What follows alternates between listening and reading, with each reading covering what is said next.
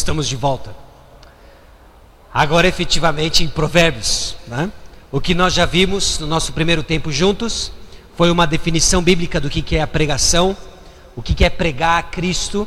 Para isso nós usamos Colossenses capítulo 1, 24 a 29, que não é estranho à sabedoria presente no conteúdo bíblico.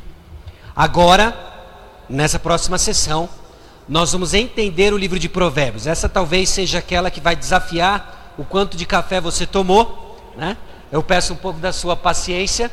Eu vou tentar ser, dentro das minhas limitações, o mais dinâmico possível. Mas agora nós vamos ver uma série de aspectos relacionados ao livro de Provérbios. E como o livro de Provérbios se encaixa na história da salvação, se encaixa na história da redenção, para efetivamente pregarmos Cristo em Provérbios sem alegorias irresponsáveis. Nós queremos ser fiéis ao texto e fiel à mensagem que Deus confiou a nós, que é pregar Cristo, ok? Então, vamos lá, entendendo o livro de Provérbios e ferramentas para a pregação cristocêntrica. Quais são as dificuldades e tendências na pregação de Provérbios? Eu não sei quantos aqui, eu não vou pedir para que você levante a mão, né? Mas eu não sei quantos aqui já encararam uma série de provérbios no contexto de domingo à noite, ou onde é o culto principal na sua igreja, no púlpito, que você abriu e efetivamente fez uma exposição no livro de Provérbios, né? O que eu tenho notado e observado em conversa com colegas pastores é que isso é raro. É raro nós encontrarmos alguém que encara uma série em Provérbios, né? Por quê? O livro apresenta uma série de dificuldades para o pregador da palavra de Deus em diferentes níveis. Por exemplo, a estrutura. O livro parece não ser um livro estruturado na sua argumentação. Se você já leu o livro de Provérbios com atenção, você notou que existem alguns discursos mais longos nos primeiros 9 capítulos, e a partir do capítulo 10 é um Deus nos acuda, né? E que começa uma série de dizeres do livro de Provérbios que mais parece aquela caixinha de promessas, alguma coisa que você tira do dia, sei lá, é difícil, né? Biscoito chinês, é difícil a gente entender o que está acontecendo no livro de Provérbios. Existe o desafio do estilo. Poesia hebraica não é a forma que estamos acostumados a nos comunicar hoje, né? Nós não nos comunicamos de uma forma poética. Você luta até para escrever um cartão para a sua esposa. Eu espero que depois das mensagens de Cantares você esteja encorajado a fazer isso, né? Mas a gente luta para entender poesia, quanto mais poesia hebraica. Então isso tende a nos assustar um pouco, né? E o conteúdo. Vamos ser bem honestos, por vezes o livro de Provérbios, eu digo aqui não de uma forma irreverente, mas da forma como muitas vezes nós nos sentimos diante do livro de Provérbios, ele parece banal, contraditório, ou às vezes até errado. Você não vai dizer isso, né? Você é alguém ortodoxo na sua teologia, você não vai dizer Provérbios está errado, mas parece que Provérbios está em desencontro com a nossa experiência. E aí nós lemos o livro e falamos, como é que eu vou pregar isso, não é? Sem contar a aparente ausência de elementos da graça de Deus no Evangelho, em que você olha o livro de Provérbios e fala, são bons conselhos, acho que meus filhos seriam sábios de ouvir e ler o livro de Provérbios, mas não tem muito do Evangelho lá, né? As tendências comuns então são de deixar o livro de lado ou tratá-lo em contextos diferentes do púlpito, por exemplo, um discipulado ou uma reunião menor, encorajar alguém para uma leitura individual do livro de Provérbios, mas não pregar Provérbios é complicado, né? Essas são as dificuldades e as tendências, né? O desafio. No entanto, o desafio da pregação expositiva nos chama a sermos fiéis com toda a Escritura. Atos 20, quando Paulo chama os presbíteros de Éfeso, da igreja dos Efésios, em Mileto, ele diz o seguinte para eles: jamais deixando de vos anunciar coisa alguma proveitosa, e de vô-la ensinar publicamente e também de casa em casa. O apóstolo Paulo pôde dizer, olhando nos olhos dos líderes da igreja de Éfeso, de que ele não deixou de ensinar coisa alguma. Nós estamos fechados em ensinar e pregar todo o conselho de Deus, amém? Algumas mensagens vão ser mais difíceis do que outras, algumas vão precisar de mais estudo do que outras, mas nós temos um compromisso com toda a palavra de Deus. Provérbios é um livro inspirado por Deus, nós assim cremos. 2 Timóteo 3, 16, 17, nós já lemos no outro contexto, Mas essa é a realidade de Provérbios. Provérbios se encaixa como escritura e ela é útil para tudo aquilo. Isso inclui Provérbios, ok? Não saber como fazer, então, não pode ser nossa desculpa para evitar esse precioso livro do Conselho de Deus, mas ser a oportunidade de crescermos no manejo da palavra de Deus. 2 Timóteo 2,15, que saiba manejar bem a palavra da verdade, ok? Nós somos chamados a manejar isso bem. Então, não saber pregar o livro de Provérbios deve ser para nós a oportunidade de aprender como fazer. Então, eu estou convidando você a se juntar comigo nesse aprendizado, em que eu vou rabiscar algumas ideias de como eu acredito que podem ser algumas formas úteis de pregar o livro de Provérbios, pregar Cristo em Provérbios, ok? Lembra da nossa definição de pregação expositiva? Eu lancei para vocês algumas, vou colocar duas delas. Pregação expositiva é a pregação dirigida pelo texto, que honra a verdade da Escritura como foi dada pelo Espírito Santo. Seu objetivo é descobrir o significado inspirado por Deus através da investigação, interpretação histórica, gramática, teológica. Através de uma proclamação convincente, o pregador explica, ilustra e aplica o significado do texto bíblico em submissão ao poder e pelo poder do Espírito Santo, pregando Cristo para promover vidas transformadas. No caso de Provérbios, essa transformação tem a ver com uma vida menos frequentemente tola e mais frequentemente sábia, ok? Pregar a Cristo. Greda nos diz o seguinte: pregar sermões que integram autenticamente a mensagem do texto, com o clímax da revelação de Deus na pessoa, obra e ou ensino de Jesus Cristo, como revelado no Novo Testamento. Como fazer isso em Provérbios? É possível fazer isso em Provérbios. Deveríamos querer fazer isso em Provérbios. Okay? E eu quero dizer para os irmãos, eu quero propor para os irmãos que sim, é possível. Sim, nós desejamos e queremos fazer isso em Provérbios. Eu trouxe aqui um ovo frito hermenêutico, não é? Esse primeiro ciclo, essa primeira elipse, ela representa para nós a Bíblia. E eu estabeleci para os irmãos no nosso primeiro tempo juntos que a Bíblia tem um propósito. E o propósito claro da Bíblia nos move a uma convicção. John Stott disse o seguinte: o expositor bíblico não é aquele que meramente domina técnicas, mas que é dominado por convicções. Irmãos, cresça no seu conjunto de ferramentas disponíveis para expor o texto bíblico. Estude noções técnicas de gramática, estude, talvez se aventure pelas línguas originais, estude ferramentas como a teologia bíblica, até mesmo a teologia sistemática, a teologia histórica, que nos mantém em parâmetros da ortodoxia, mas não se engane de que expor Bíblia é dominar técnicas. Tem muito mais a ver do que convicções nos dominando. Isso que John Stott quer dizer, um coração em chamas, ou o que Lloyd Jones diz, teologia em chamas. Isso não tem a ver apenas com o volume de voz, isso não tem a ver com o seu entusiasmo, ou se você bate no púlpito, mas tem a ver com o coração tomado pela glória de Deus em Cristo Jesus, e isso é transparente para a congregação, ok? Dentro da Bíblia, cuja mensagem nós estabelecemos é a pessoa, obra e ensino de Jesus Cristo, nós dizemos que a mensagem como um todo está ligada a Cristo Jesus. Ela não está ligada da mesma forma e da mesma maneira, mas a Bíblia como um todo tem uma mensagem, a pessoa, obra e ensino de Jesus Cristo.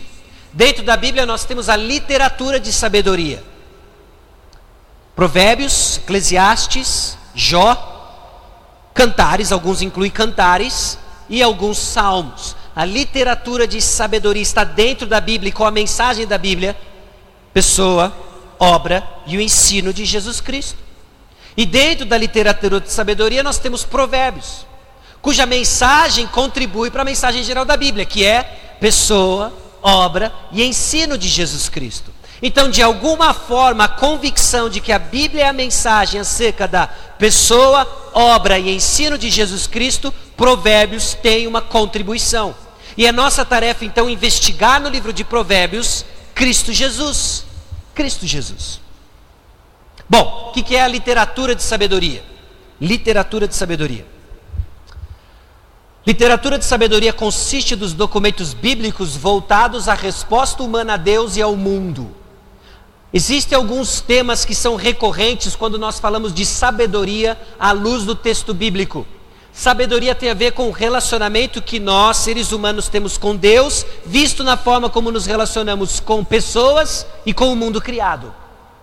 A forma como você se relaciona com Deus, visto no seu relacionamento com pessoas e o mundo criado por Deus. Sabedoria. Uma das formas de enxergarmos sabedoria. A sabedoria, então, tem a ver com a percepção e o entendimento corretos da realidade. Pressupõe que há no universo uma ordem divinamente estabelecida que pode ser percebida. Esse pode ser percebida, eu estava pensando já no observador, né? É o observador de Eclesiastes, né? Que constantemente é como se ele estivesse sentado na varanda do palácio, observando as coisas e vendo que nada faz sentido. Tudo é vaidade debaixo do sol. Está aí outro livro extremamente desafiador na tarefa de pregá-lo. A sabedoria não está desvinculada dos principais assuntos da teologia do Antigo Testamento. As narrativas sobre Salomão, em 1 Reis capítulo 3 a 10, juntamente com várias outras passagens que ligam a sabedoria ao rei ou Messias, indicam com certeza que a sabedoria e a salvação estão intimamente relacionadas. Sabedoria não é uma habilidade que eu consigo desenvolver a parte da obra de salvação, no nosso caso, de Jesus Cristo. E normalmente, comumente, é assim que nós enxergamos Provérbios. Um livro repleto de boas dicas que nós podemos desenvolver a parte de Cristo. Quando entendemos literatura de sabedoria dentro da teologia do Antigo Testamento, nós vemos que a sabedoria está muito mais próxima de salvação do que antes nós imaginávamos. Aliás, não só no Antigo Testamento, como no Novo Testamento. Nós acabamos de ver uma passagem importante em Colossenses capítulo 1, que apresenta a sabedoria ligada à obra de santificação, salvação de Jesus Cristo na vida da igreja. Sabedoria. Então, como é que eles se relacionam? Qual é o relacionamento entre Provérbios, Jó e Eclesiastes?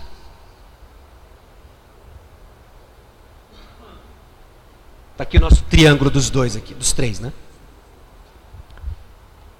Provérbios, Eclesiastes, Jó e Eclesiastes, né?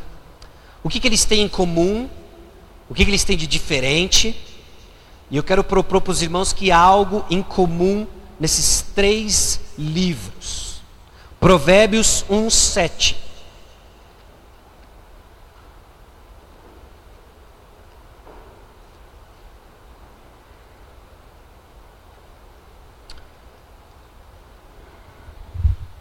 Provérbios 1:7. O temor do Senhor é o princípio do saber, mas os loucos desprezam a sabedoria e o ensino. Ao descrever a sabedoria, Salomão declara que seu início é o temor do Senhor. Ok? Jó 28:28.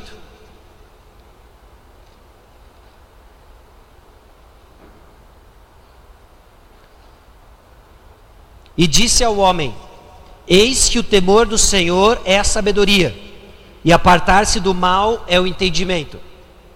42, de 1 a 6.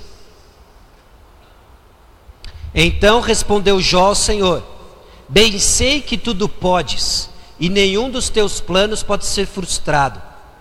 Quem é aquele, como disseste, que sem conhecimento encobre o conselho? Na verdade, falei do que não entendia, coisas maravilhosas demais para mim, coisas que eu não conhecia. Escuta-me, pois, havias dito, e eu falarei, e eu perguntarei, e tu me ensinarás. E eu te conhecia só de ouvir, mas agora os meus olhos te veem. Por isso me abomino e me arrependo no pó e na cinza. Embora esse último texto não use o termo, Jó descreve o temor do Senhor. Eclesiastes 12:13.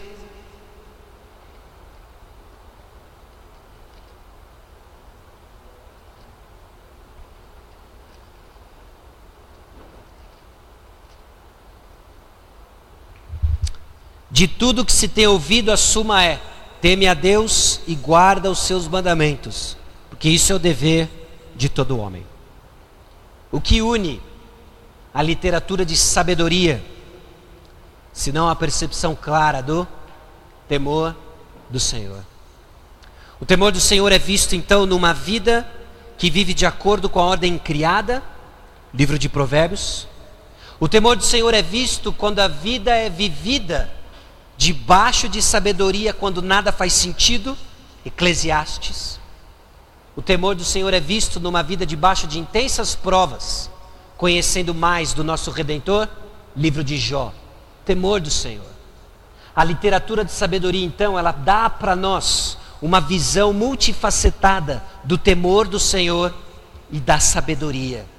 E nós precisamos de toda a literatura de sabedoria para ter uma visão adequada de sabedoria e temor do Senhor. Qual é o relacionamento de Provérbios então com o restante da literatura de sabedoria? E nós vamos ver isso em dois níveis. Agora numa observação um pouco mais superficial, né? Esses livros de sabedoria amarrados pelo tema, né, e a teologia, temor do Senhor. Em Provérbios tem uma vida muito matemática. O diligente prospera e o preguiçoso empobrece. Nós vemos uma vida muito matemática no livro de Provérbios. Já em Eclesiastes, nós vemos que a vida não faz sentido nenhum. Aliás, eu já vi o justo passando necessidade. Diz Eclesiastes capítulo 7, né? Nada faz sentido. Jó, a vida é extremamente caótica. Então essas são as percepções superficiais que nós vemos dos livros da literatura de sabedoria. Eu não estou aqui lidando propositadamente com cantares e alguns salmos, ok? Mas com aqueles que são reconhecidos como literatura de sabedoria. Então o que é o temor do Senhor? O temor do Senhor indica que, apesar da ênfase prática da sabedoria, sua raiz existe além do controle humano. A sabedoria não é uma habilidade desenvolvida à parte da divindade, porque o temor do Senhor é o seu princípio. Existe um aspecto da sabedoria que nos remete ao Senhor, nosso Deus, fonte de toda sabedoria. O temor do Senhor então liga a praticidade da vida com o sobrenatural e espiritual. Outro autor colocou da seguinte forma: o temor do Senhor é essencial para tanto o começo da caminhada, tanto em termos de sabedoria ou salvação, como para cada passo de sua continuidade. Por implicação, o temor do Senhor lida com o coração piedoso, de onde conduta correta floresce. O temor do Senhor tem a ver com a transformação de um coração, e a sabedoria tem a ver com as implicações dessa transformação. O temor do Senhor parece que está muito ligado com aquilo que no Novo Testamento nós chamamos de justificação, e é conhecido externamente sabedoria como santificação.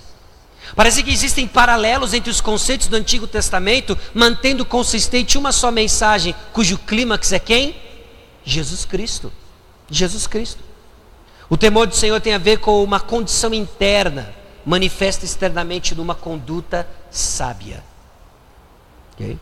E sabedoria?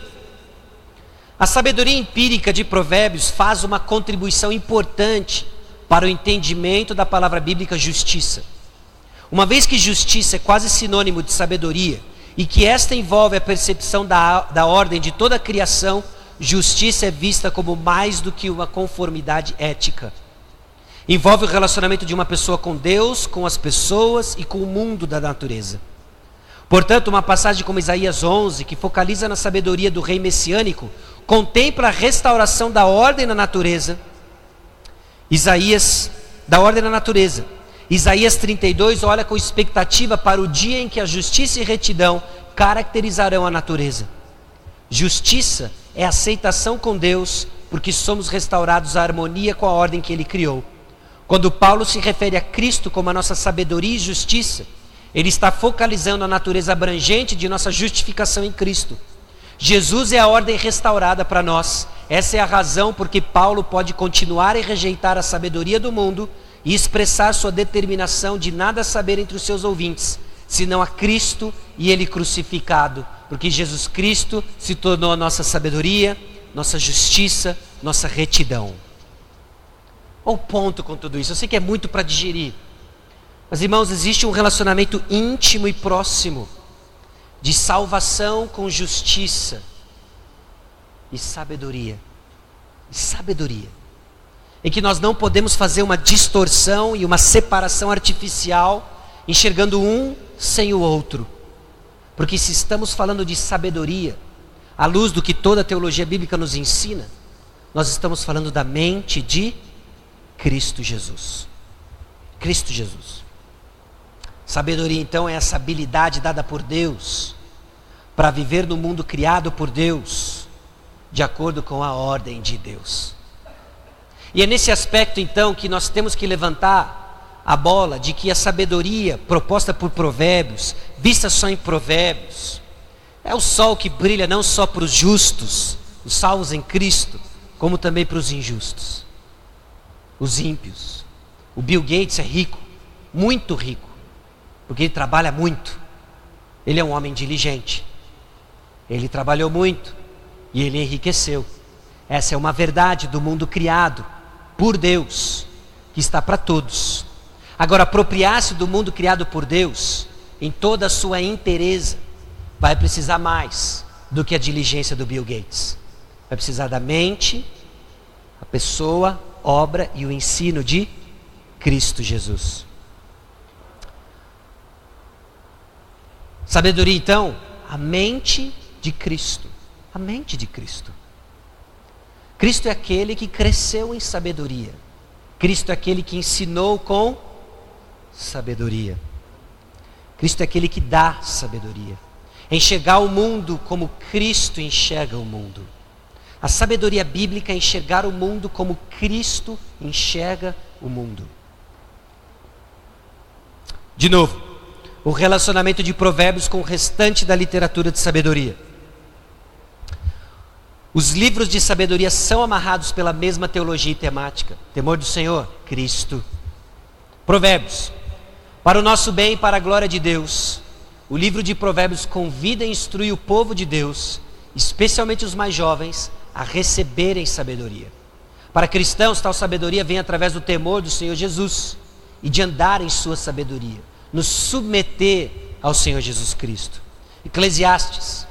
O livro tem como tema encontrar a bondade de Deus enquanto vivemos nesse mundo repleto de vaidades.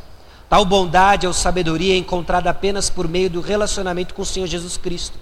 Esse relacionamento envolve a confiança em Cristo e obediência aos seus mandamentos, que trazem descanso, justiça e alegria. Jó.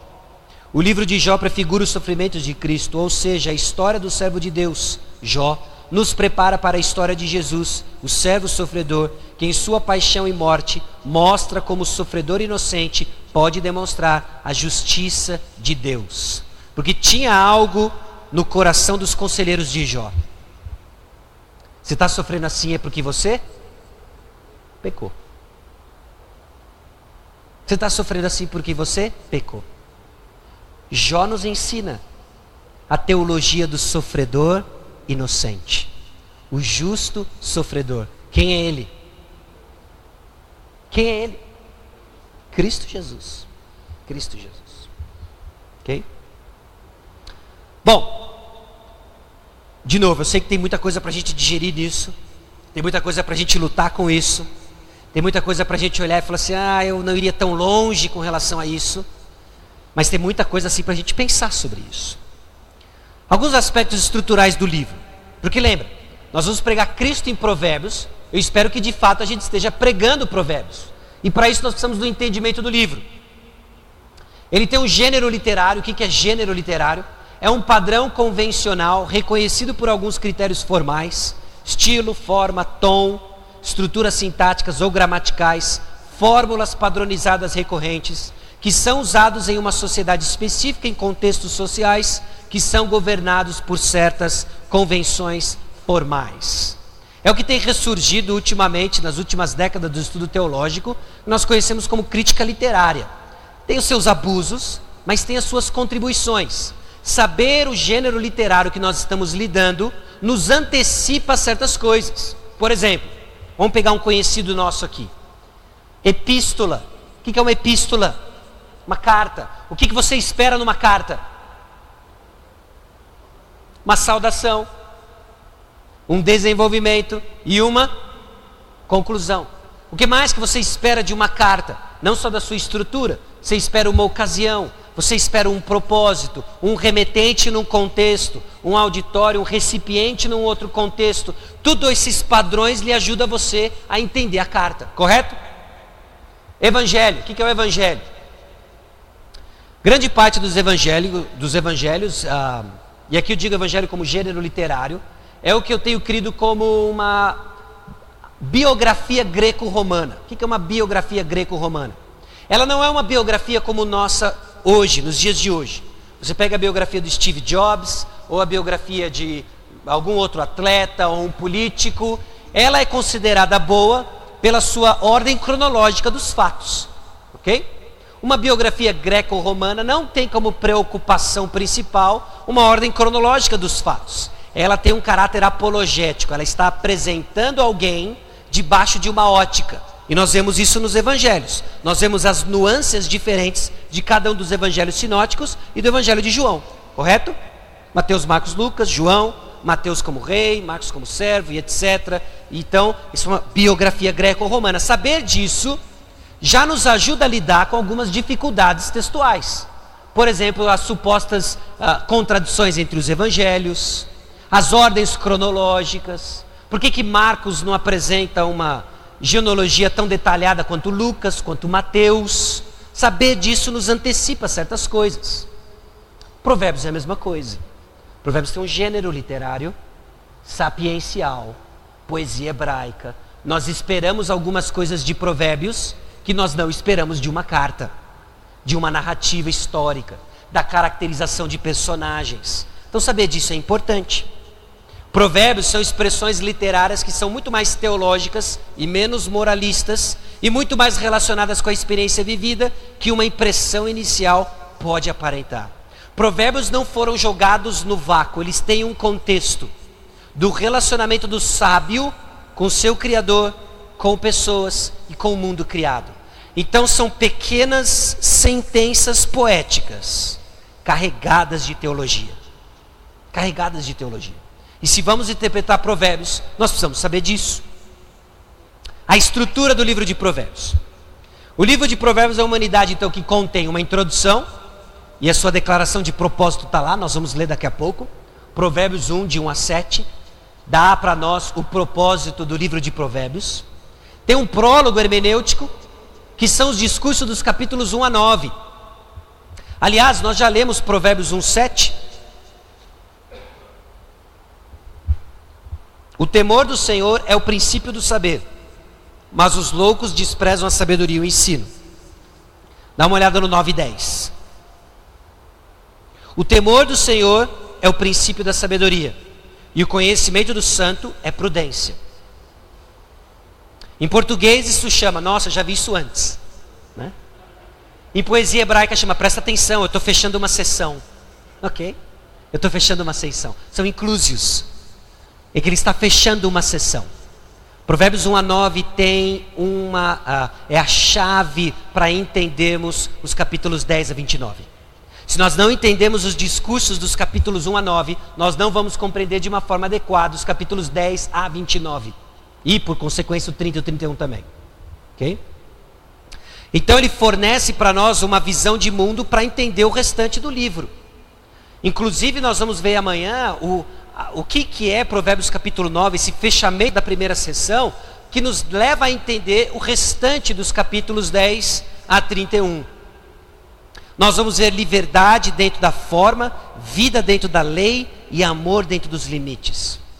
E como isso é pregável nos dias de hoje. Será que o mundo não precisa entender que amor tem limites? Sim ou não? Será que o mundo não precisa entender que há vida dentro da lei? Que há liberdade dentro de forma? Liberdade não é completa autonomia, há liberdade dentro da forma. Provérbios é o livro. Provérbios é o livro. Provérbios 10 a 15, capítulos 10 a 15, ensinam padrões elementares de causa e consequência, E é óbvio que existem exceções dentro desses 6 capítulos, né? Mas, por geral, a característica geral desses capítulos é ensinar padrões elementares de causa e consequência. Você faz isso, acontece aquilo. Você faz isso, acontece aquilo. Provérbios 16 a 29 desenvolve as exceções a essas regras. Ok?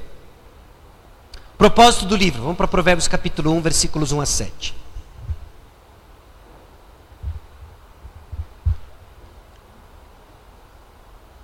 Provérbios de Salomão, filho de Davi, o rei de Israel.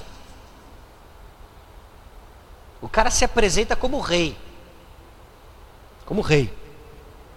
Para aprender a sabedoria e o ensino, para entender as palavras de inteligência, para obter o ensino do bom proceder, a justiça, o juízo e a equidade, para dar aos simples prudência e aos jovens conhecimento e bom siso. Ouça o sábio e cresça em prudência, e o instruído adquira habilidade, para entender provérbios e parábolas, as palavras e enigmas dos sábios. O temor do Senhor é o princípio do saber, mas os loucos desprezam a sabedoria e o ensino. Provérbios foi escrito para isso aí. Para dar sabedoria aos simples, para instruir os jovens, que é um manual para trabalhar com os jovens. Um deles é Provérbios. Então está aí escancarado para nós o propósito do livro. Deixa eu só chamar sua atenção para 2 versículos em particular. Ouça o sábio e cresça em prudência, versículo 5. Ouça o sábio e cresça em prudência, no versículo 5. Para entender provérbios e parábolas, as palavras e enigmas dos sábios. Parábolas. Precisamos de sabedoria para usar a sabedoria. E nesse sentido eles são sempre verdadeiros. Eu não sei se você já se deparou com alguns provérbios que parece que não se encaixam em determinadas situações, porque nós precisamos de sabedoria para usar a sabedoria. É cíclico. Nós precisamos de sabedoria para usar a sabedoria. E a propósito, Jesus fez isso muito bem, né? Jesus fez isso muito bem. Conteúdo do livro. Provérbios levanta então a questão teológica do relacionamento da vida ordinária no cosmos com Deus, o Criador. De novo, um pouco mais do mesmo, em outras palavras. Provérbios levanta a questão teológica do relacionamento da vida ordinária no cosmos, na criação com Deus, o Criador. Provérbios guia a igreja a servir a Deus de forma sábia e justa em todas as suas responsabilidades e interações com as criaturas e semelhantes. Provérbios é uma teologia da vida ordinária. Esse é o meu favorito pela simplicidade dele. Provérbios é uma teologia da vida ordinária. Teologia da vida ordinária. As grandiosas coisas e as riquezas da sabedoria de Cristo são vistas e vividas numa vida ordinária, no relacionamento com pessoas, nesse mundo criado por Deus. Provérbios é essa teologia da vida ordinária. Cristo está em Provérbios. Vamos ser honestos aqui que rola um desconforto com isso. Rola um desconforto. Cristo em Provérbios. Se você teve um pano de fundo acadêmico parecido com o meu, talvez forte no dispensacionalismo, ok? Talvez a gente fique um pouco desconfortável com isso. Cristo em Provérbios, né? Cara, eu acho que a gente vai forçar muito esse negócio aí. A gente vai forçar demais Cristo em Provérbios. E eu quero ser fiel ao texto bíblico. Amém. Eu também quero ser fiel ao texto bíblico, né? Será que quando nós falamos acerca de Jesus em Provérbios, estamos sendo honestos com o texto bíblico? Essa é uma pergunta para a gente pensar. Eu não sei se eu vou conseguir responder de uma forma satisfatória para você, mas se eu pelo menos começar a fazer você pensar, eu saio daqui satisfeito, né? Pense da seguinte forma. E se pensarmos na seguinte pergunta: Provérbios é cumprido em Cristo? Será que ajuda a gente? Talvez a dificuldade de ler Cristo de volta no Antigo Testamento nos ajude então a entender que o Antigo Testamento foi cumprido em Cristo Jesus. Eu não estou voltado para entender nada, mas eu estou entendendo aquilo à luz do cumprimento em Cristo. Deixa eu dar um exemplo, eu sei que ele vai falhar em algum ponto, mas talvez te ajude a entender o que eu quero dizer com isso daqui. Um tempo atrás na nossa igreja nós fizemos um retiro de homens, e ele começava na sexta-feira à noite, e sexta-feira à noite é sempre aquela chegada conturbada, e a gente entendeu que já começar com uma palestra, uma pregação na sexta-noite, a gente ia perder o público, o pessoal está chegando do trabalho cansado, então em alguns retiros o que nós fizemos era assistir um filme junto. A gente assiste um filme junto. Não tem nada errado alguns homens se reunirem para assistir um filme junto. E num determinado retiro a gente assistiu aquele filme, O Livro de Eli. Você assistiu aquele filme, O Livro de Eli? A gente assistiu aquele filme junto, eu nunca tinha assistido. Aí eu assisti o filme, terminou o filme, eu falei, nossa, o cara é um animal. Não é? O cara é um animal, aquele cara é ninja. Aquele cara é samurai, ele é Jedi, ele é tudo. Né?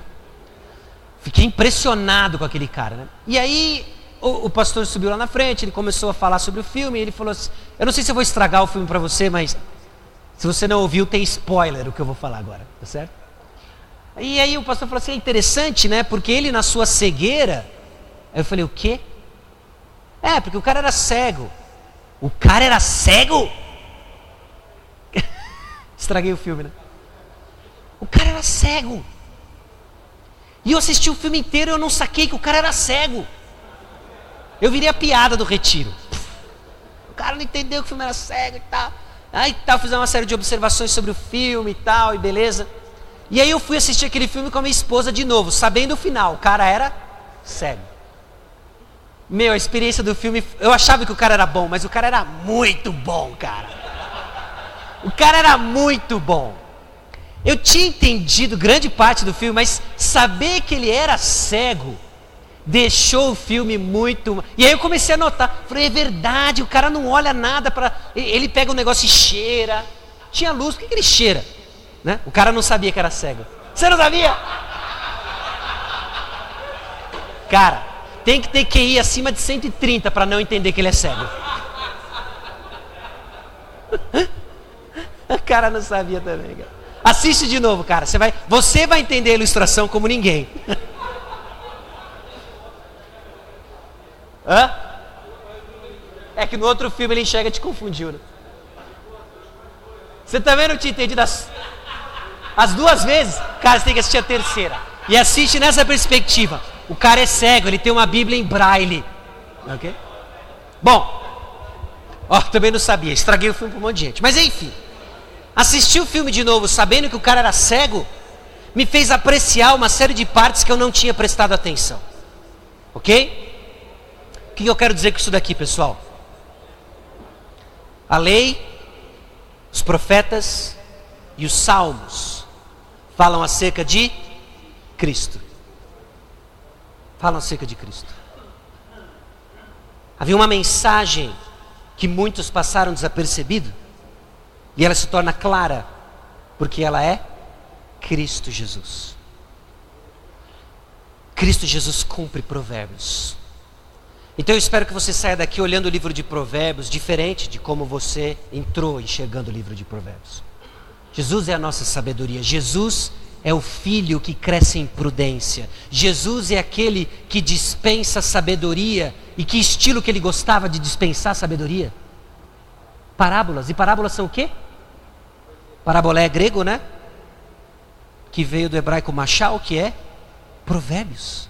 Provérbios. Jesus dispensa sabedoria. A Escritura grita. Provérbios fala de alguém. Provérbios fala de alguém. Jesus viveu e cumpriu o livro de Provérbios. Vamos para Lucas capítulo 2.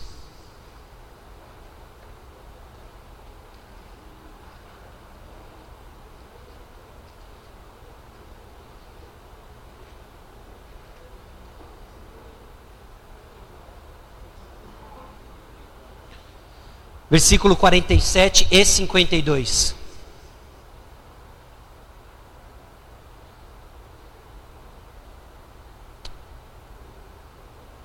Jesus com 12 anos, no meio dos doutores da lei.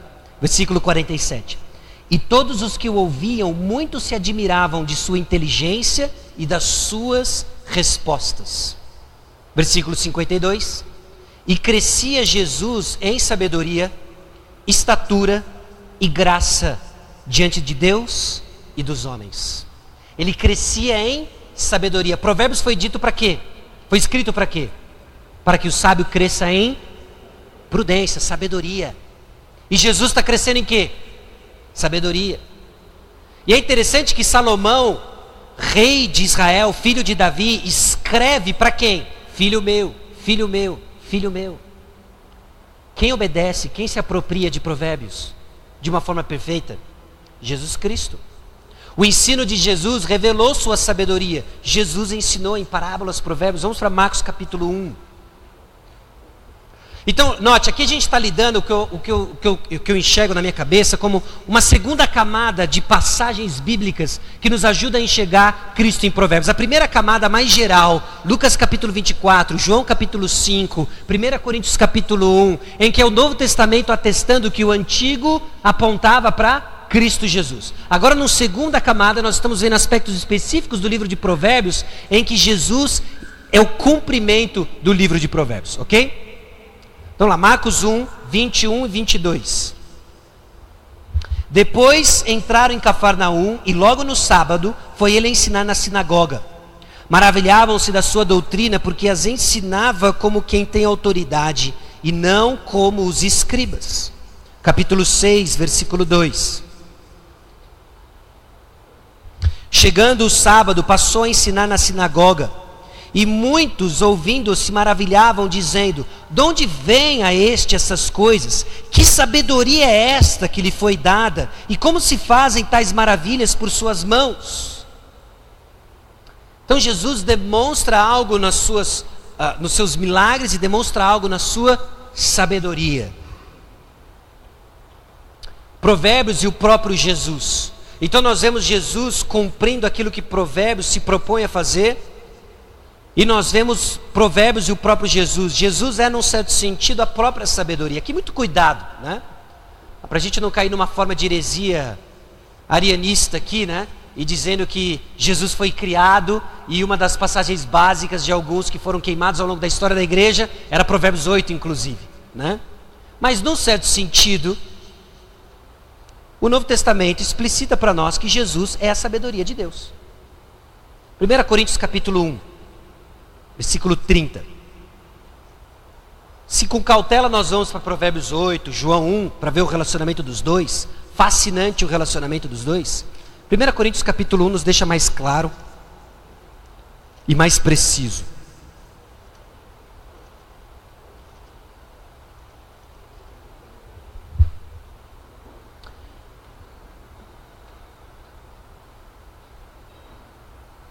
Mas vós sois dele, em Cristo Jesus, o qual se nos tornou, da parte de Deus, sabedoria e justiça e santificação e redenção, para que, como está escrito, aquele que se gloria, glorie-se no Senhor.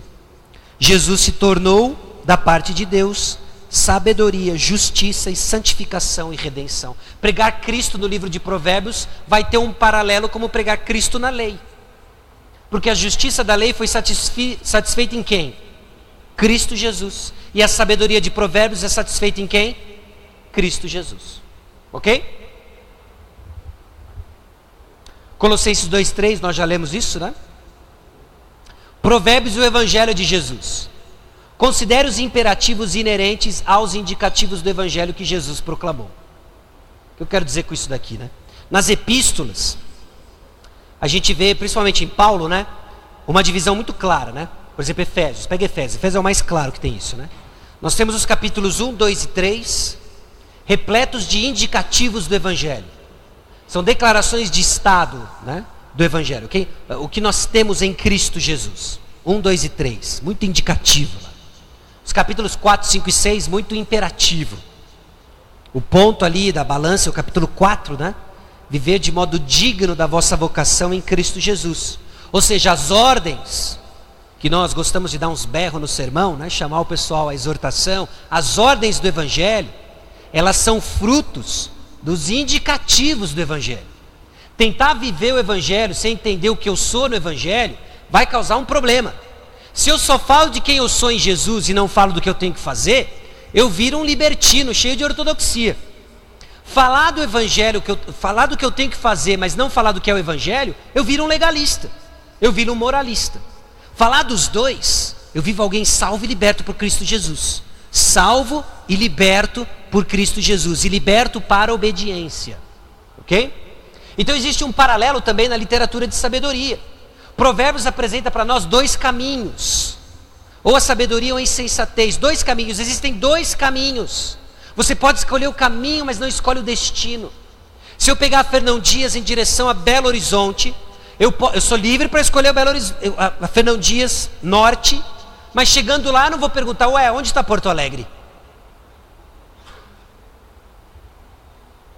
Porque a escolha de uma conduta tem a ver com um caráter, e vai ter uma consequência certa.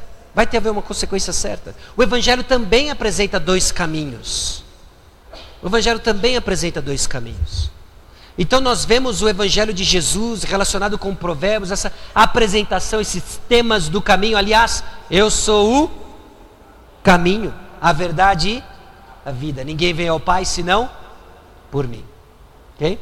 Então alguns temas em que eu acredito que são legítimos de ligarmos a teologia do livro de Provérbios com a pessoa do Senhor Jesus Cristo. E Provérbios e o Jesus ressurreto. É Jesus ressurreto quem dá sabedoria ao seu povo. Lucas 21, 15.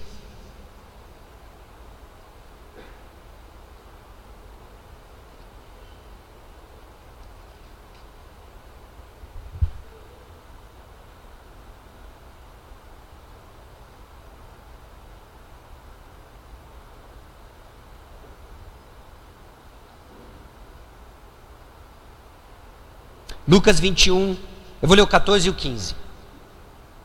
Assentai, pois, em vosso coração, de não vos preocupardes com o que haveis de responder, porque eu vos darei boca e sabedoria a que não poderão resistir, nem contradizer todos quantos se vos opuserem. Então nós vemos isso cumprido na vida de Pedro, em Atos capítulo 2, nós vemos isso cumprido em Estevão, em Atos capítulo 6, versículo 3 e 10, cheios do espírito de sabedoria, né? Nós vemos isso cumprido em Paulo, em 2 Pedro 3,15, quando Pedro chia das coisas que Paulo fala, que eram difíceis demais. Mas continua para nós em Efésios capítulo 5, versículo 17.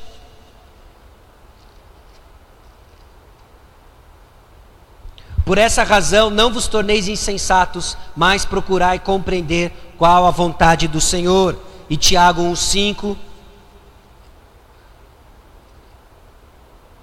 Se porém alguém de vós necessita de sabedoria, peça a Deus, que a todos dá liberalmente e nada lhes impropera, e ser-lhe-á concedido. Então Cristo está em Provérbios? Bom, Cristo cumpre Provérbios. Se isso satisfaz você, nós podemos pregar Cristo em Provérbios. Os tesouros da sabedoria não estão escondidos de nós, mas estão escondidos para nós em Cristo Jesus. Eu não sei se você já experimentou isso, que a impressão que dá é que nos falta a sabedoria que nós precisamos. Parece que elas estão escondidas, mas elas não estão escondidas de nós, elas estão escondidas para nós. Em quem? Cristo Jesus. Cristo Jesus. Jesus é o sábio perfeito, a própria sabedoria, o caminho da sabedoria e o doador da sabedoria. Por isso que em Mateus 12:42, eis aqui está quem é maior que Salomão. Alguém que é maior que Salomão. Davi foi um grande rei, bacana. A gente precisava de um Davi melhor. Quem é? Jesus. Adão falhou, nós precisamos do segundo Adão. Quem é o segundo Adão? Cristo Jesus. Salomão foi muito sábio, aliás, não houve sábio como ele e não haverá sábio como ele. Mas, o homem de 1000 sogras, o homem que esquece da própria sabedoria que escreve, o homem, pare e pensa nisso, o homem mais sábio que já existiu foi um tolo. Nós precisamos de alguém maior que Salomão para nos dar sabedoria. E quem é? Cristo Jesus. Cristo Jesus. Cristo está em Provérbios? Bom, Cristo cumpre Provérbios. Como é que nós vamos então pregar Provérbios? Passos para pregar Provérbios, e aqui gerais, tá ok? Adaptado do material do Bruce Waltke. Se você não conhece, eu acho que o comentário do Bruce Waltke está na coleção da editora Cultura Cristã. É isso, né? É talvez um dos comentários mais abrangentes aí que nós temos disponíveis para nós hoje. É um recurso bacana que vai lhe ajudar muito com os aspectos técnicos do livro de Provérbios, ok? Passos exegéticos para lidarmos com o livro de Provérbios. Definir a unidade textual a ser pregada. Se vai ser um sermão textual, um provérbio com uma mensagem só. São aqueles sermões em que você foca só em um versículo. Tem uma mensagem lá, acho que tem teologia o suficiente para você descompactar isso. Um sermão topical, um grupo de versículos agrupados debaixo de um mesmo tópico, consistente no livro de Provérbios. Isso é importante, que daí se não vira o tópico que a gente não gosta, né? Sermão expositivo. Não é necessário versículo por versículo, mas feito debaixo de critérios que compreendem a compreensão da unidade do livro. E nós vamos ver exemplos dos dois últimos nos nossos próximos 3 encontros. Definir a tradução a ser usada. Traduzir Provérbios é extremamente difícil. E você vai precisar de uma tradução que seja fiel ao texto e compreensível para o seu auditório. Revista atualizada, NVI, tem agora a nova versão transformadora, ao meio do século 21, eu não sei. Você vai ter que definir qual vai ser o texto que você vai usar. A exegese da passagem de acordo com o método histórico-gramático, entender o texto de Provérbios e extrair a ideia principal que unifica o grupo de versículos escolhidos.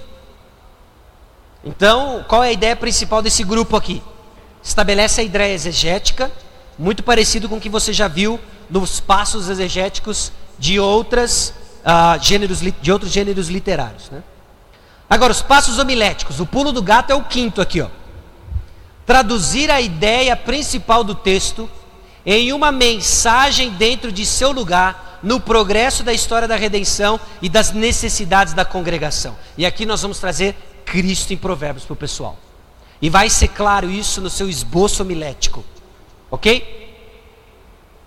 6. Traduzir a estrutura do texto em uma estrutura homilética. De novo, nada diferente. E motivar os ouvintes a aplicar a mensagem em situações concretas. E Provérbios já nos ajuda muito, porque ele é escrito em situações concretas. Ok? Ferramentas para pregar Cristo em Provérbios. As ferramentas são construídas a partir da compreensão teológica do livro de Provérbios, dentro da história da redenção. Esse camarada aqui, ele propõe 5 dicas, eu só vou listar elas aqui, e aí nós vamos para um outro camarada, que eu acho que ele foi muito mais exaustivo nas dicas que ele propõe para pregarmos Cristo em Provérbios. A primeira deles é a ética do Evangelho.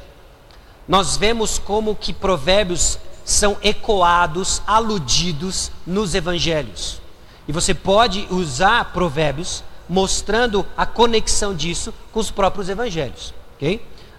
É conhecido, mais conhecido talvez o próprio Sermão do Monte. E, por exemplo, a Epístola de Tiago ecoa muitas coisas de Provérbios, né? Tipologia, aí com Salomão e o templo. Isso aqui talvez seja mais para Eclesiastes, Provérbios aqui e ali. Muito cuidado com tipologia.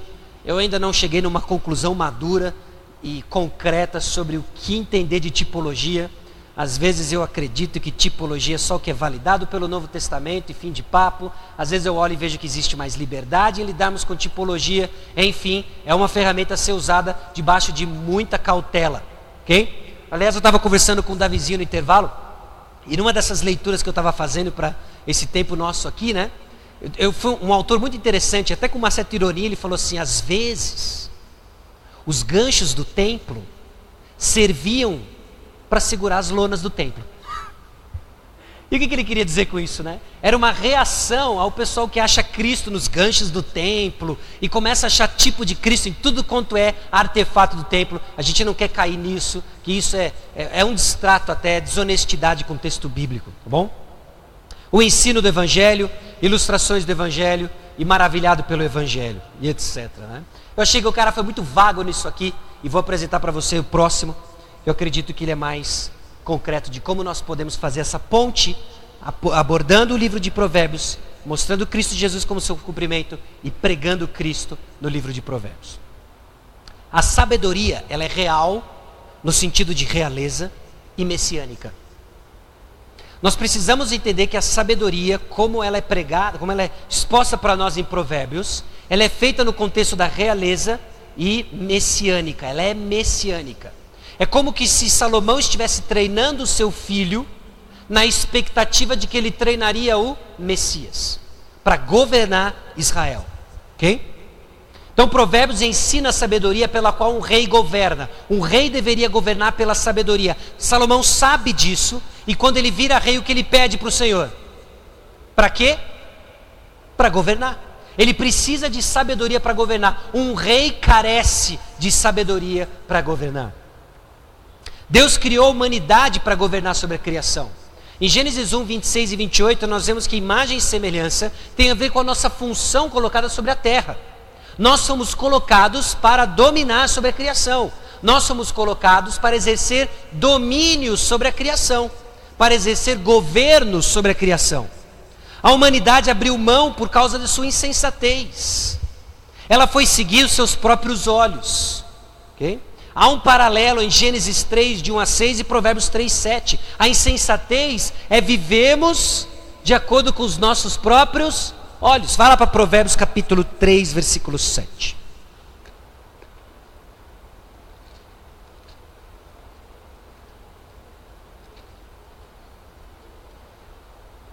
Não seja sábio aos teus próprios olhos. Teme ao Senhor e aparta-te do mal. Lembra o que aconteceu em Gênesis 3, de 1 a 6? Eva viu que o fruto era bom para se comer, não é? Podia dar entendimento, e ela comeu e deu para o seu marido. Ok? Ela viveu por aquilo que ela foi sábia aos seus próprios olhos. Se você pega no livro de Juízes, é muito interessante. Não havia rei e cada um fazia o que era certo aos seus próprios olhos. Não havia rei. E qual era a consequência disso? Cada um fazia o que era certo aos seus próprios olhos. E como é que termina o livro de Juízes? Você pega lá Juízes 19, né?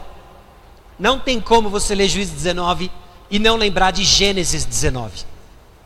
Juízes 19 é quando aqueles camaradas, eles cercam a casa, o levita e a concubina, na casa daquele senhor, e eles abusam a noite inteira da concubina. Mas eles queriam antes abusar de quem? Do levita. Você lê aquilo, você lembra do quê? Sodoma, Gênesis 19. O estado em que Israel fica é o estado em que Deus dispensou juízo sobre Sodoma e Gomorra. Quando não havia rei, o povo fazia o que queria. E o povo que deveria representar Deus na terra, representa qualquer coisa, menos Deus. Não havia sabedoria, cada um fazia o que era próprio aos seus olhos, não havia rei. O futuro da dinastia real está relacionado com a sabedoria em manter a aliança. Lembra, Provérbios não foi escrito no vácuo, ele foi escrito no contexto da aliança de Deus com Israel. E qual era essa aliança? Um dos aspectos é que o futuro dela estava relacionado com a sabedoria em manter a aliança. Vamos para Deuteronômio 4:6. Outra passagem para você ir depois é Salmo 89. Deuteronômio 4:6. Guardai-os, os estatutos, né? A palavra de Deus, a lei. Pois e cumpri-os, porque isto será a vossa sabedoria e o vosso entendimento perante os olhos dos povos, que ouvindo todos estes estatutos dirão: certamente este grande povo é gente sábia e inteligente. Como que seria visto a sabedoria do povo de Israel? Na obediência à lei, na obediência à palavra de Deus, ok? A sabedoria é vista pelo caráter de obediência à lei. E isso relacionado ao rei é que iria garantir a dinastia real. Existe uma conexão então com sabedoria, lei e autoridade que governa, porque a duração de uma dinastia está ligada com a lei e a sabedoria. Provérbios é um livro que Salomão treina seu filho em sabedoria. para que ele governe e mantenha a sua dinastia. Ok? Ao ler Provérbios, então, lembre-se que um rei representa a nação como um todo. Se o rei é sábio, a nação será sábia. Se o rei é tolo, a nação será tola. Isso é fascinante no Salmo 101. Aliás, o Salmo 101, pregando Cristo no Salmo 101, né? Aqui de lampejo, né? Você lê o Salmo 101. Eu amava aquele salmo e odiava aquele salmo quando eu era adolescente, né? Porque era o salmo que eu usava na minha luta pessoal com impureza, né? Não vou colocar nada impuro diante dos meus olhos, né? É o voto em que o rei Davi faz ao inaugurar o seu reinado. Ele faz um voto de santidade pessoal, e esse voto de santidade pessoal ele esparrama para o reino. E eu não entendi aquilo depois que, lá na metade do salmo, em que o rei ele começa, eu não vou permitir que os injustos fiquem na minha presença, e ele trava um jihad evangélico santo ali, com todos os ímpios. Eu olhava aquilo e falei, o que é isso aqui? Né? É a tarefa do rei. A santidade pessoal do rei deveria ser creditada no seu reinado. Ele deveria usar a sua santidade pessoal para promover a santidade da nação. Então ele faz um voto, aquele é um salmo cantado no início e inauguração do seu reino, em que ele vai promover bondade, ele vai promover justiça, através da sua justiça pessoal, da sua sabedoria pessoal, e colocar isso no reinado. Salmo 101, beleza, legal. Aí você vai para 2 Samuel capítulo 11, e você vê Davi falhando em cada aspecto do salmo em que ele vota o início do seu reinado. 2 Samuel capítulo 6 diz que de fato ele reinou com justiça, ele reinou com bondade, ele foi justo com a linhagem de Saul, ele foi bondoso com Mefibosete, mas chega em 2 Samuel capítulo 11, tudo aquilo que ele votou para ser o rei, ele falha, um por um. Ele coloca coisa injusta diante dos seus olhos, Batseba, ele chama o mal de bom, o bom de mal, ele não luta para tirar do perverso do seu reinado, muito pelo contrário, ele mata o justo, Urias. Davi falha, e porque ele falha, o rei se tornou tolo. Quais são as consequências do pecado de Davi?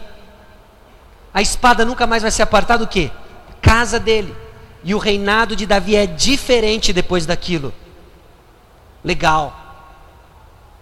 Nós precisamos de um Davi melhor. O Salmo 101 aponta para um rei justo, que não é Davi. É alguém maior que Davi. É alguém que foi justo pessoal e alguém que é capaz de colocar a sua justiça nos seus súditos do reino. Jesus Cristo. Jesus Cristo. Então, ao ler Provérbios, lembre-se que o rei representa a nação como um todo. A obediência à lei de Deus é como a sabedoria se manifesta. Você é alguém obediente? Mostre-me como você vive. Se você é alguém tolo, você não obedece. Sabedoria então é a vida diária em fidelidade à aliança do Senhor. Os filhos de Davi falharam, o reino se perdeu em exílio, nasce a esperança de alguém maior que Davi e Salomão e que viveria Provérbios. Quem foi maior que Salomão? Cristo Jesus. Mateus 12:42. Jesus não é somente o rei sábio que guarda a sabedoria de Provérbios, mas ele é o rei sábio que dá sabedoria ensinando em Provérbios. Jesus internalizou a lei em seus ensinos. Você já reparou como Provérbios fala o tempo todo de guardar a lei no seu coração, de internalizar a lei? Quem foi aquele que internalizou a lei? Cristo Jesus. Jesus é o único que vive a sabedoria do reino e pode produzir a ética do reino em seus seguidores. Então, Provérbios em 3 níveis. Nós apresentamos o padrão de Deus e mostramos para os nossos ouvintes como eles falham em serem sábios. Provérbios então traz convicção de pecado. Provérbios aponta aquele que viveu de forma sábia, o que eu e você não conseguimos viver, Jesus viveu, ele é o cumprimento de Provérbios, o Evangelho. E agora vem os imperativos do Evangelho, que aquele que dá a sabedoria nos capacita a viver de forma sábia. Terceiro nível, mostrando Cristo Jesus no livro de Provérbios. Ok? A única forma de viver a sabedoria de Provérbios, o Sermão do Monte, por exemplo, é através da submissão ao Rei em genuína fé, o Rei Jesus. Mostra então como eles falham viver o padrão, como Jesus foi o sábio e como ele é o único capaz de capacitá-lo de viver dessa forma. Segundo aspecto para pregar Cristo em Provérbios, o propósito de Provérbios é dar sabedoria. E o que isso tem a ver com Cristo? A sabedoria é multifacetada em Provérbios. É a habilidade de ler pessoas. Você já reparou, isso é muito comum em jovens, né? Pelo menos na minha época a gente até tinha um adjetivo para isso, uma frase. Pô, aquele cara é sem noção. Não tinha o sem noção? Né? O que é o sem noção? O sem noção é aquele cara incapaz de ler situações e de fazer comentários de forma apropriada. Então ele sempre solta um comentário. O Chaves ilustra bem o sem noção. Já assistiu o Chaves? O Chaves é o tolo encarnado de Provérbios na televisão. Aliás, aquela vila toda é a tolice de Provérbios, não é? Vívida para nós. Então está no meio da aula, está todo mundo discutindo, o professor Girafales fala, fica quieto! Aí o Chaves solta um comentário fora de aula, de hora. Lembra disso? Não sei se assistia Chaves ou não, se assiste. É a incapacidade de ler pessoas. A sabedoria tem a habilidade de ler pessoas. Provérbios capítulo 26, 4 e 5. O que é Provérbios 26, 4 e 5? Não respondas ao insensato segundo a sua estutícia, para que não te faças semelhante a ele. Ao insensato responde a sua estutícia, para que não seja ele sábio aos seus próprios olhos. Então o seu colega incrédulo olha isso aqui e fala, tá vendo? A Bíblia é cheia de contradição. A gente sabe que a gente está lidando com um gênero literário diferente, e a gente sabe que a gente está lidando com sabedoria bíblica, que requer sabedoria para ser aplicada. Às vezes você vai fazer o 4, às vezes você vai fazer o 5. Quando é o quê? A sabedoria vai te guiar a fazer isso. Quem fez isso de uma forma perfeita? Tinha hora que ele não falava nada e tinha hora que ele respondia. Porque ele sabia ler pessoas. Ele cresceu em sabedoria. Orientação para decisões da vida, sabedoria de Provérbios. Humildade e reconhecer que não sabe. Aliás, quem cresce em sabedoria em Provérbios é quem reconhece que não sabe. Jesus é o cumprimento da sabedoria de Provérbios, porque ele é o filho que cresceu em sabedoria. E ele usou a sabedoria em seu ministério. Lá em Mateus 15, Mateus 16, é esse cumprimento de Provérbios 26, 4 e 5 que a gente acabou de ler. Crescer à semelhança de Cristo, então, é mais que evitar pecado, mas crescer em discernimento. Aquele jovem, aquele adolescente da sua congregação, que é o sem noção, ele tem um problema com Cristo. Ele precisa crescer em discernimento. Ele precisa se arrepender de ser um tolo e abraçar a sabedoria que está em Cristo Jesus. Agora, ela é um caminho, ela é um processo, mas ela envolve o reconhecimento de que eu não sei quando eu tenho que ficar quieto e quando eu tenho que falar alguma coisa. Seus problemas acabaram. Provérbios é a mente de Cristo, que você vai ler e estudar e aprender a ser como seu mestre e salvador, Jesus Cristo. Seus problemas acabaram. Quem não cresce em discernimento não se apropria por completo do Evangelho. Nós precisamos crescer em discernimento.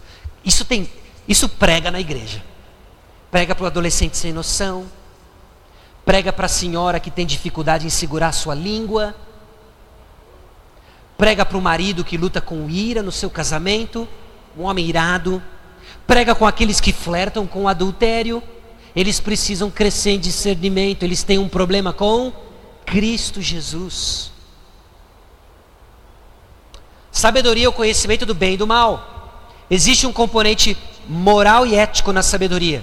Provérbios 1:3, sabedoria é a habilidade de discernir o certo do errado numa dada situação. Tolice é a falta de discernimento entre o bem e o mal, é pecado ser tolo. Já lemos Deuteronômio 4:6. Deuteronômio 17 ensina que o rei deve ser um homem da lei. Salomão violou muito de Deuteronômio 17.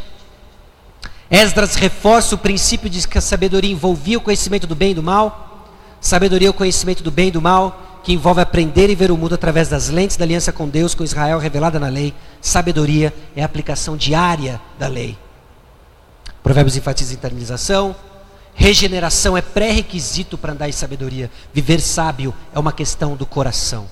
Literalmente, quando nós lemos tolo, insensatez, é uma referência à falta coração. Vamos para Provérbios 6:32.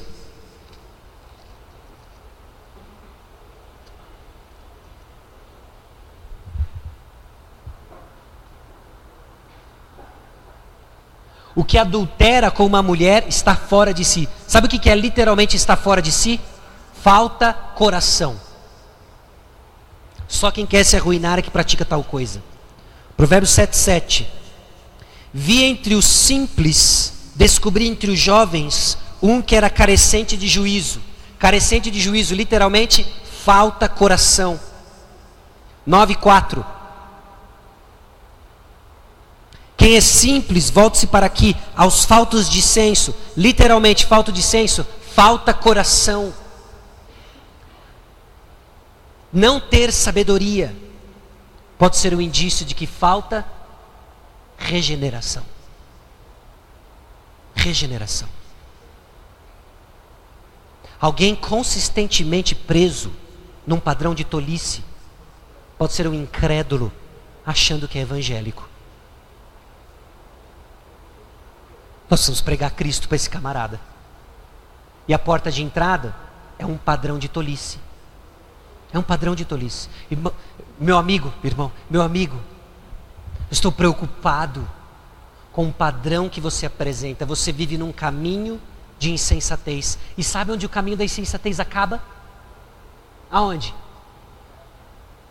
Destruição. Destruição. De forma última e escatológica, o inferno. Acho que tem alguma coisa errada no seu caminho de vida. O que você professa não condiz com o que você vive. Com a forma como você trata a sua esposa, com a forma como você trata os seus filhos, com a forma como você se relaciona com o seu trabalho. Você está num emprego diferente a cada 2 meses. E não é porque você está indo para ganhar mais, é porque você perde o trabalho e você é preguiçoso. Tem alguma coisa errada com você. Porque sabedoria é a capacidade de discernir o bem e o mal. Sabedoria e insensatez procuram aquele que falta coração. 9:4 e 16. O convite vai para os dois. Não só precisamos da lei escrita em nossos corações para obedecer, mas também receber o Espírito. Provérbios 1:23. Atentai para a minha repreensão, eis que derramarei copiosamente para vós outros o meu Espírito, e vos farei saber as minhas palavras. Conhecer a palavra tem um pré-requisito: ter o Espírito. Provérbios aponta para Jesus com suas demandas éticas e chamadas repetidas para a transformação interna. Jesus é o Messias de Isaías 11, que personifica a sabedoria de Provérbios, é o filho de Provérbios que cresce em sabedoria. Então evite moralismo, pregue mudança de coração ao invés de mudança de comportamento. Ao pregar os padrões éticos e comportamentais de Provérbios, relembre seus ouvintes que só Cristo cumpriu esse padrão. Chame os ouvintes a crer que Jesus cumpriu Provérbios em nosso favor. É a beleza da doutrina da substituição. Mas vós sois dele em Cristo Jesus, o qual se nos tornou, da parte de Deus, sabedoria, justiça, santificação e redenção. Nossa natureza determina como andamos. Caráter informa conduta, conduta traz consequências. A conduta pode estar dando muita informação sobre o estado espiritual da sua congregação. Pode ser que eles não tenham o caráter de Cristo. Pregue Cristo. O temor do Senhor é o componente-chave para a sabedoria. Eu vou dar uma acelerada agora. O temor do Senhor é a chave para a sabedoria. Quando estivermos em um relacionamento correto com Deus, então podemos ter um relacionamento correto com nossos amigos e com o mundo ao nosso redor. Provérbios deixa isso bem claro. A qualidade do seu relacionamento vertical é visto na qualidade do seu relacionamento horizontal. Ok? Nosso relacionamento vertical com Deus precisa estar certo, aí os relacionamentos horizontais vão estar corretos. Por exemplo, Provérbios 2 ensina que o homem precisa ter um relacionamento correto com o Senhor para estar guardado do adultério. É fantástico isso. Ok? Se você está ajudando alguém da sua congregação a, lidar com a impureza sexual, por vezes nós tratamos de uma forma muito comportamental. Filtros na internet, cancelar a internet, não ficar sozinho, todas essas coisas têm o seu lugar. Mas Provérbios 2 nos mostra de que o que nos guarda da mulher adúltera é o temor do Senhor. É o temor do Senhor que nos guarda da mulher adúltera. Aí vem Provérbios 5 e ensina que um homem precisa de um relacionamento correto com sua esposa para evitar o adultério. Olha só como ele relaciona os dois. Provérbios lida com os dois. Ele lida sim com o filtro na internet. Ele fala sim de que um relacionamento vivo com a sua esposa vai guardar você do adultério. Mas ele vai mais profundo no relacionamento vertical também. É uma questão de temor do Senhor. E nós precisamos de um relacionamento ajustado nos dois. Provérbios nos dá os dois. A combinação dos dois então aponta para a conexão de nosso relacionamento com Deus e com os outros. Deus está preocupado com o uso da internet, porque ela revela se nós tememos a Ele ou não. Deus está preocupado com a qualidade da carteira de trabalho do membro da sua igreja, porque ela revela se ele teme a Deus ou não. Deus está preocupado se os adolescentes da igreja são uns boca dura e falta de senso ou não, porque revela a qualidade do relacionamento deles com Deus. Porque Provérbios é uma teologia da vida ordinária. Essa sabedoria é mediada através de agentes humanos como pais, conselheiros e amigos. Na multidão de conselheiros há sabedoria. Sabedoria então começa com o reconhecimento de nossa própria ignorância, que nos direciona para quem é sábio, Jesus Cristo. Pregue submissão a Jesus Cristo, que leva uma vida sábia no mundo. Alguém só se tornará sábio debaixo da submissão a Jesus e ser moldado por sua palavra. Sabedoria é uma questão de vida ou morte. Nós já mencionamos isso, né? Existem sabedoria, consequências para a tolice, benefícios para a sabedoria em Provérbios. Você colhe o que plantou. Sabedoria leva a vida eterna e abundante. Provérbios apresenta vida e morte como consequências imediatas e futuras. O caminho da justiça, o caminho do escape da morte. Lembra, sabedoria é uma pessoa. Eu pensei que é aqui que eu ia ter que acelerar, mas tudo bem. Sabedoria é uma pessoa. Sabedoria é a forma como o mundo funciona. Sabedoria é um paradoxo, porque é tanto um presente como resultado de esforço. Desenvolvei a vossa salvação com temor e tremor. Ok? Logo depois do que? É Ele quem dá o querer, o efetuar e o realizar. Sabedoria é escolher o caminho certo na vida. Provérbios são promessas. Esse provérbios são promessas é que a gente precisa lidar com muita cautela. Porque a nossa tendência é enxergar promessas com cumprimento aqui e agora. Provérbios tem o seu cumprimento, alguns aqui e agora, e alguns depois. O que me ajudou a entender isso está fora de Provérbios. É o Salmo 73. É um salmo de sabedoria. E o Salmo 73, ele inaugura o livro 3 dos Salmos. Logo depois do livro 2. O Salmo 72 tem o seu clímax em que o salmista está aguardando o rei justo. E ele louva, por fé, a expectativa da vinda do rei justo. Termina o livro número 2.